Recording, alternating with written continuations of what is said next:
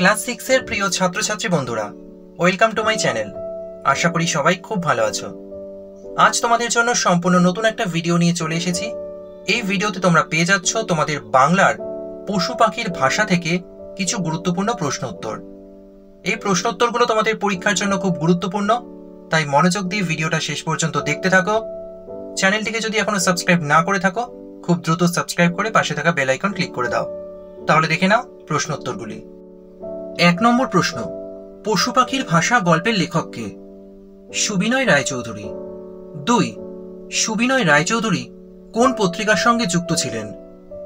সন্দেশ পত্রিকা। 3, সুবিনয় রায়চৌধুরী কি কি বাদ্যযন্ত্র বাজাতে পারতেন? হারমোনিয়াম, এসরাজ প্রভৃতি। 4, আলোচ্য গল্পে কোন বিদেশি সাহেবের নাম পাওয়া যায়? Reuben Castang. 5, কে পশুদের সঙ্গে ভাব পাতিয়ে বেরিয়েছেন? রিউবেন ক্যাস্টাং সাহেব। 6, ক্যাস্টাং সাহেব কত বছর বন্য পশুদের সঙ্গে কাটিয়েছেন? প্রায় 40 বছর। 7, ক্যাস্টাং সাহেব কি নিয়ে গবেষণা করেছেন? পশু পাখিদের ভাষা নিয়ে।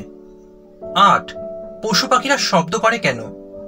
ভয়, রাগ, বিপদ প্রভৃতি মনের ভাব প্রকাশ করার জন্য। 9, কোনটি কি নামে পরিচিত? কোকিলের ডাক কুহু, হাতির ডাক হলো ব্রিংহর্ন, ময়ূরের ডাক কেকা, ব্যাঙের ডাক মকমকি, ঘোড়ার ডাক হলো হ্রেষা এবং পাখির ডাক হলো কাকলি। 10, পশুরা শব্দের ব্যবহার ছাড়া আর কিভাবে মনের ভাব প্রকাশ করে? ইশারার মাধ্যমে। 11, কোন জন্তুরা বেশি চেঁচামেচি করে? গৃহপালিত বা পোষ্য জন্তুরা জঙ্গলের জন্তুদের তুলনায় বেশি চেঁচামেচি করে। 12, একটি জিনিস প্রত্যেকবার আমাকে মৃত্যুর হাত থেকে বাঁচিয়েছে। কোন জিনিস কাকে মৃত্যুর হাত থেকে বাঁচিয়েছে? আলোচ্য উক্তিটিতে ক্যাস্টাং সাহেবের কথা বলা হয়েছে। পশুদের গলার শব্দ অবিকল নকল করার ক্ষমতা তাকে বহুবার মৃত্যুর হাত থেকে রক্ষা করেছে। 13, তাই তারা স্বভাবতই নীরব। কাদের কথা বলা হয়েছে? তাদের নীরবতার কারণ কি? আলোচ্য উক্তিটিতে বন্য প্রাণীদের নীরবতার কথা বলা হয়েছে। জঙ্গলে বন্য পশুদের সর্বদাই প্রাণ বাঁচিয়ে চলতে হয়, এই কারণেই তারা সাধারণত নীরব থাকে। 14, এরা মানুষের জাত ভাই। কাদের মানুষের জাত ভাই বলা হয়েছে? মানুষের সঙ্গে তাদের কোন পার্থক্যের কথা পাঠ্যাংশে বলা হয়েছে? প্রথম প্রশ্নের উত্তর হবে শিম্পাঞ্জি, ওরাংওটাং, গরিলা প্রভৃতি প্রাণীদের। মানুষের সঙ্গে এদের পার্থক্য এই যে মানুষ কথা বলে ভাষার সাহায্যে নিজের মনের ভাব প্রকাশ করে, কিন্তু এদের মুখে কোনো ভাষা নেই। 15, ভাল্লুক কেমন প্রাণী?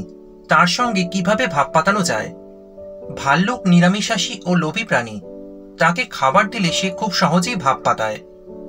16, একেও ভাষা বলতে হবে। কাকে ভাষার মর্যাদা দিতে হবে বলে কবি মনে করেন? তুমি কি এই বক্তব্যের সঙ্গে সহমত? পশুরা শুধু শব্দের সাহায্যে কথা বলে না, নানা রকম ইশারাতেও কথা বলে। কুকুরের লেজ নাড়া ও কান নাড়ার মধ্যে পার্থক্য আছে, যা আমরা সহজে বুঝি না। লেখক এই ইশারাকেই ভাষার মর্যাদা দেওয়ার কথা বলেছেন। হ্যাঁ, আমি এই বক্তব্যকে সমর্থন করি, কারণ পশুরা নানা ইশারার মাধ্যমে তাদের মনের ভাব প্রকাশ করে এবং বিভিন্ন ইশারা বুঝে সেই অনুযায়ী কাজ করে।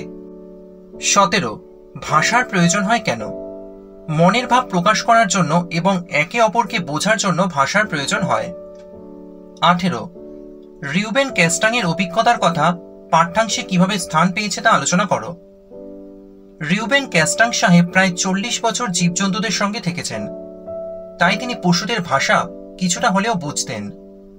সেই অভিজ্ঞতার ফলেই তিনি গরিলা, জংলি হাতি, হিংস্র বাঘের সামনে পড়েও মৃত্যুর হাত থেকে বেঁচেছেন। পোষা ও বুনো জন্তুদের সঙ্গে তার আলাপ পরিচয় সুযোগ ঘটেছে। এছাড়া বিভিন্ন পশুদের গলার শব্দ অবিকল নকল করার ক্ষমতাও তাকে অনেকবার প্রাণে বাঁচিয়েছে।